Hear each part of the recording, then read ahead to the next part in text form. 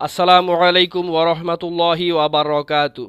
সুপ্রিয় দর্শক, আজকে আমি আপনাদের সামনে খুবই গুরুত্বপূর্ণ একটা বিষয় নিয়ে আলোচনা করতে চলেছি। সেটা হলো ছেলে এবং মেয়েদের হারাম সম্পর্ক, বন্ধুত্ব নামের হারাম সম্পর্ক।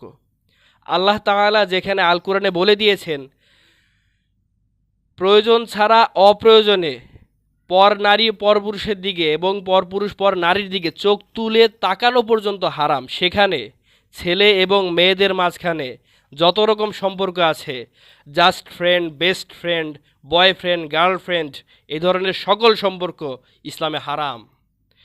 সুতরাং এ ধরনের হারাম কাজ থেকে অবশ্যই আমাদের বিরত থাকতে হবে এবং এগুলো যাতে না হয় সেগুলো থেকে আমাদেরকে সতর্ক থাকতে হবে। বিখ্যাত ইংলিশ রাইটার উইলিয়াম শেক্সপিয়ার একটা গুরুত্বপূর্ণ কথা বলেছে।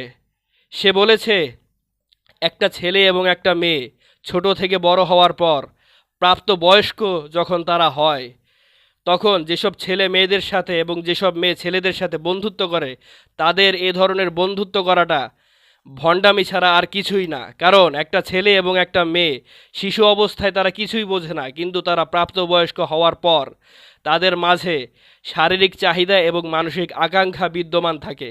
তাই এগুলোর পরেও যারা এই ধরনের ফ্রেন্ডশিপ নামের সম্পর্ক গড়ে তোলে ছেলে এবং মেয়েদের মাঝে, তাদের এই সম্পর্কটা ভণ্ডামি ছাড়া আর কিছুই না। এবং এগুলো ইসলামের দৃষ্টিকোণ থেকেও খুবই গুরুতর এবং জঘন্যতম একটা হারাম কাজ।